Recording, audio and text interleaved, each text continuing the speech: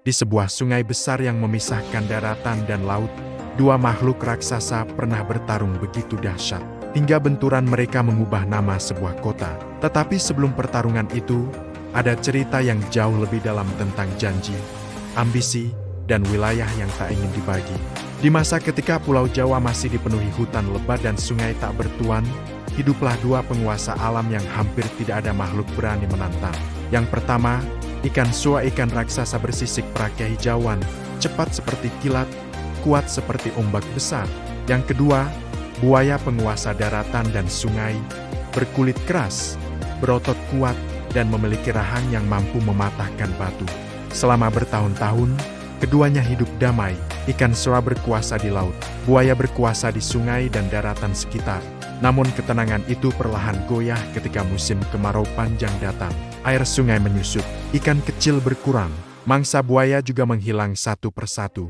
Suatu hari, buaya mendapati jejak besar di tepian sungai. Jejak itu milik Sora. Buaya menggeram, dia masuk ke wilayahku. Sementara itu, Sora juga kesal. Ia naik ke sungai untuk mencari ikan yang tersisa, namun menemukan buaya mengejarnya. "Ini hanya sungai kecil," kata Sora. "Kau tidak bisa melarangku." Buaya membalas, "Sungai adalah wilayahku. Kau punya seluruh lautan, kenapa kau serobot milikku?" Kata-kata itu membuat suasana semakin panas. Hingga akhirnya, mereka sepakat, "Kita buat perjanjian." Sora berkata, "Aku hanya boleh tinggal di wilayah laut." Buaya menambah, "Dan aku hanya tinggal di wilayah sungai dan daratan. Kita tidak boleh melanggar batas," kata keduanya sambil saling menatap dengan tegang. Mereka setuju untuk sementara. Namun ketika kemarau semakin parah, ikan sua kelaparan. Ia nekat masuk lagi ke sungai untuk berburu ikan yang tersisa. Ia bersembunyi, berenang cepat, dan menyambar mangsa kecil tanpa meninggalkan jejak. Tapi buaya tahu, hidungnya sangat tajam. Ia mencium bau sisik Sora di sepanjang sungai.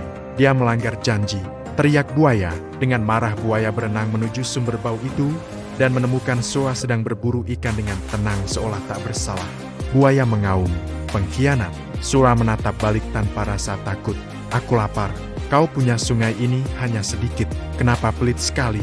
Karena itu wilayahku, dan laut jauh dari sini." Keduanya kehilangan kesabaran, dan pertarungan besar pun dimulai. Sora menyambar buaya dari belakang. Buaya menggigit ekor Sora dengan rahang kuatnya, membuat air sungai memercik tinggi. Sora memutar badan, memukul buaya dengan sirip raksasanya, membuat buaya terhempas ke bebatuan. Pertarungan berpindah dari sungai ke muara, dari muara ke laut dangkal.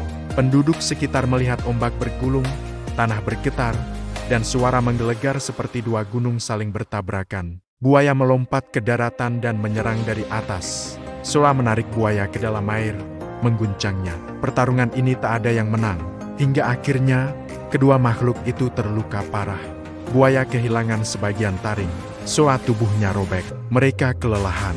Dan untuk pertama kalinya, mereka saling memandang bukan dengan amarah, tapi kepasrahan. Buaya berkata lemah, "Kita tidak bisa terus begini." Sora mengangguk, "Kau benar." Lalu keduanya mundur ke wilayah masing-masing. Pertarungan pun berhenti.